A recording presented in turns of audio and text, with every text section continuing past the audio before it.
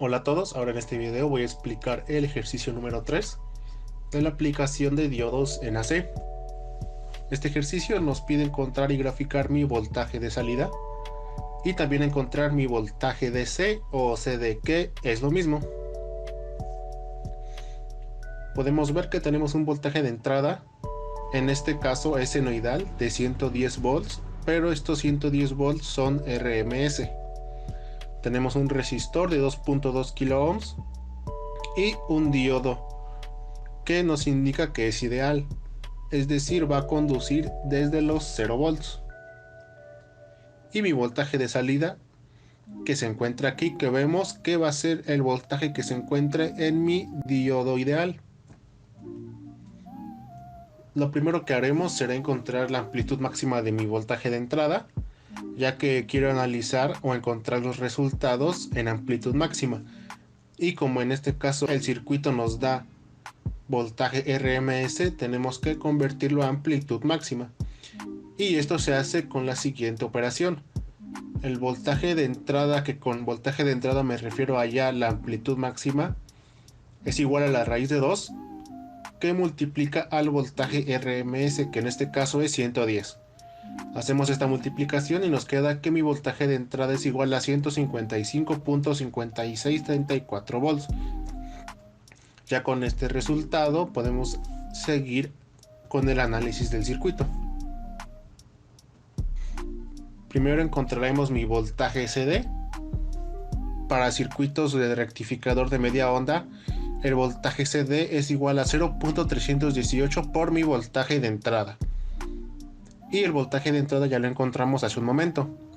Entonces, el voltaje CD reemplazando nos queda igual a 0.318 que multiplica 155.5634 volts. Hacemos esta multiplicación y nos queda que el voltaje CD es igual a 49.4691 volts. Y ya tenemos el primer resultado. Ahora vamos a analizar el circuito para encontrar mi voltaje de salida. Recordemos, estamos en la aplicación de diodos en AC, entonces los voltajes que encontraremos serán en una parte positiva y en otra parte negativa. Y por eso yo siempre divido el análisis en dos partes, en semiciclo negativo y semiciclo positivo. Aquí primero analizando el semiciclo negativo, es decir, cuando mi polaridad se encuentra así, polaridad negativa en la parte superior y positiva en la parte inferior. Si analizáramos esto, entonces quedaría aquí menos más, luego menos más y menos más. Que vemos de nuestro diodo, está polarizado directamente. Entonces se va a comportar como un cortocircuito y lo podemos sustituir de la siguiente manera. En vez de colocar un diodo, pues colocamos un cortocircuito que ya sabemos que simplemente es un cable de esta manera. Y solo nos quedaría un voltaje de entrada junto con un resistor de 2.2 kilo ohms. ¿Y qué va a pasar si colocáramos aquí las puntas de un multímetro para medir voltaje? Estaríamos midiendo el voltaje solamente de mi diodo al estar polarizado directamente. Sabemos que conduce y el diodo ideal entonces conduce a los 0 volts. Entonces, ¿qué voltaje estaríamos midiendo? 0 volts, es decir, solamente estaríamos midiendo un voltaje que hay en un cable aquí. Y pues ya sabemos, entonces en este caso tendríamos 0 volts en el semiciclo negativo. Ahora veamos en el semiciclo positivo, donde la polaridad queda de esta manera, más menos. Entonces checamos polaridades y va a quedar de esta manera. Quedaría más menos y más menos. Ahora, ¿qué pasó con este diodo ideal?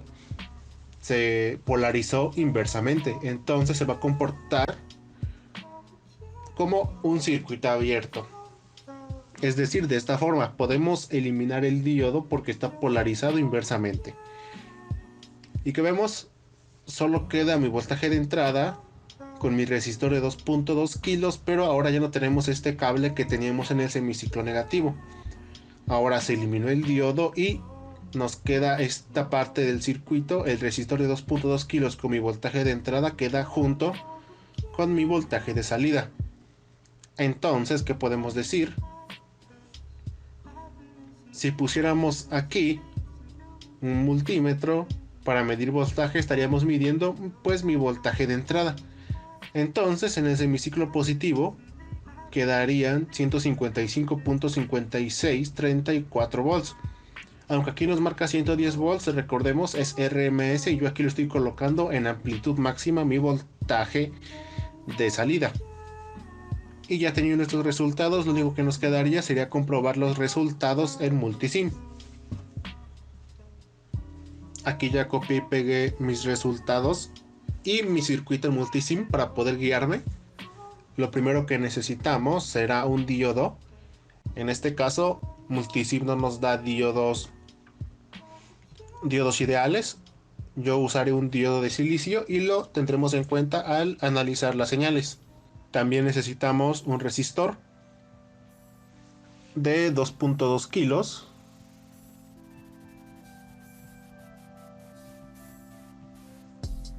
Y una fuente de voltaje alterno.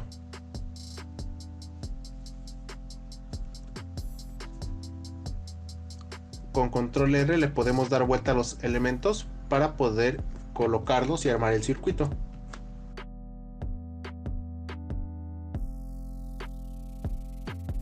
Ahora vamos a configurar bien mi fuente de voltaje.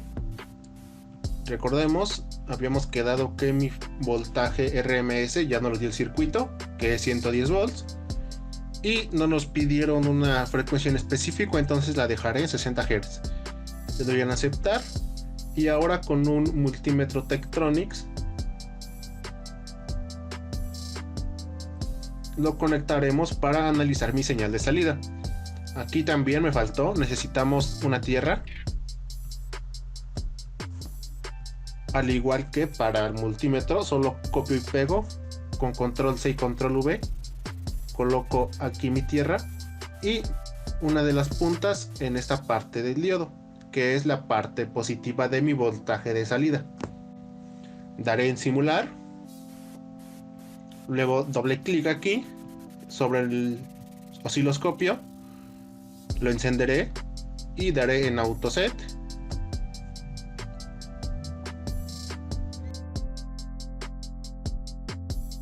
Aquí ya se ve un poquito mejor y recordemos